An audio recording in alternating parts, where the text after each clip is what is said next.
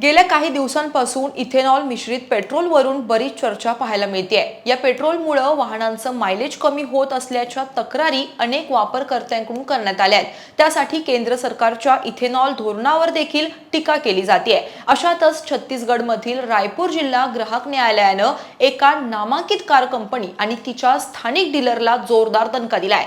E20 petrol आणि इंजिनमधील बिघाड यावरून ग्राहक न्यायालयानं दिलेला हा देशातील अशा प्रकारचा पहिलाच ऐतिहासिक निकाल असल्याचं म्हटलं जात आहे। E20 पेट्रोलचा हा नवा वाद काय आहे, कोर्टाने या प्रकरणात दिलेला निर्णय आणि कार कंपनीची पुढची भूमिका यावर आज आपण सविस्तर चर्चा करणार आहोत। नमस्कार, मी अक्षता, आपण पाहत आहात मुंबई आउटलुक। हे प्रकरण रायपूर मधील किडनी रोग तज्ञ डॉक्टर प्रेमराज देवता यांच्याशी संबंधित आहे। त्यांनी 3 जून 2024 रोजी नामांकित कार कंपनी मारुती सुझुकीच्या शोरूम मधून कार खरेदी केली होती। कार खरेदी केल्यानंतर काही काळातच तिच्या इंजिनमध्ये वारंवार समस्या निर्माण होऊ लागल्या। वाहन अचानक बंद पडणं, इंजिनची कामगिरी कमी होणं आणि पुन्हा पुन्हा सर्व्हिस सेंटरमध्ये कार न्यावी लागणं, अशा अनेक अडचणींना त्यांना सामोरं जावं लागलं। एकदा तर क्लिनिक मधून बाहेर पडतानाच कार अचानक बंद पडल्याचं डॉक्टरांनी सांगितलं।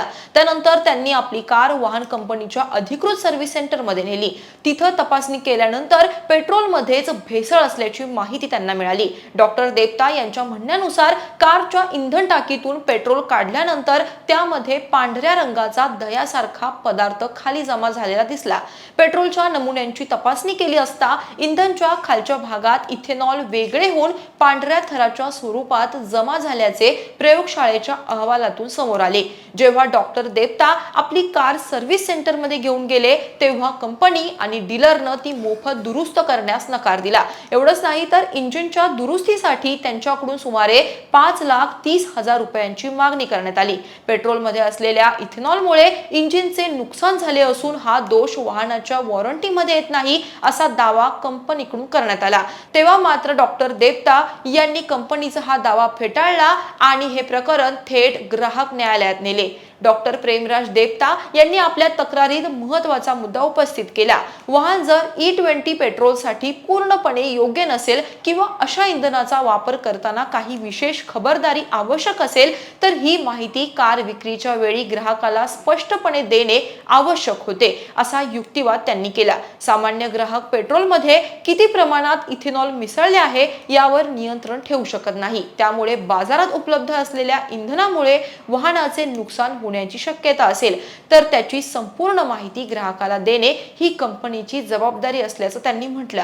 या प्रकरणात वाहन विक्रेता नेक्सा मॅग्नेटो, स्काय ऑटोमोबाईल्स आणि वाहन उत्पादक मारुती सुझुकी इंडिया लिमिटेड यांना पक्षकार करण्यात आलं। आयोगानं तक्राराचे म्हणणे, कंपनी आणि डीलरची बाजू, प्रयोगशाळेचे अहवाल तसेच उपलब्ध कागदपत्रांचा विचार केला। ग्राहक मंचाचे अध्यक्ष प्रशांत कुंडू आणि सदस्य डॉक्टर आनंद वर्गीस यांच्या खंडपीठानं पीडित डॉक्टर ग्राहकाला त्याच मॉडेलची नवीन E20 पेट्रोल सपोर्ट करणारी कार देण्याचे आदेश कंपनीला दिलेत।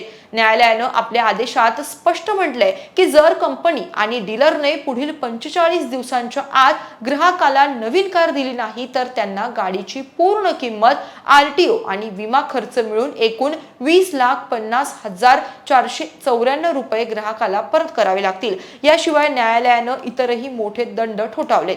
निर्धारित मुदतीत पैसे न दिल्यास आदेशाच्या तारखेनुसार ते पैसे मिळेपर्यंत 60% दराने वार्षिक व्याज द्यावे लागेल। ग्राहकाला झालेल्या मानसिक त्रासाबद्दल 1,00,000 रुपये आणि कोर्टाच्या खर्चापोटी 10,000 रुपये वेगळे द्यावे लागतील। ग्राहक न्यायालयाच्या सखोल चौकशी दरम्यान कार कंपनीचे 2 मोठे लबाडीचे प्रकार समोर आले। डॉक्टर देवता यांना जून 2024 मध्ये जी कार विकण्यात आली होती तिची निर्मिती जानेवारी 2023 मध्ये झाली होती। म्हणजेच कंपनीनं ग्राहकाला अंधारात ठेवून तब्बल 2.5 वर्ष जुनी कार नव्या किमतीत विकली हे स्पष्ट झालं। न्यायालयाच्या आदेशाला मारुती सुझुकी हायर फोरम समोर आव्हान देण्यासाठी आवश्यक ती कायदेशीर पावलं उचलणार असल्याचं सांगितलं जात आहे।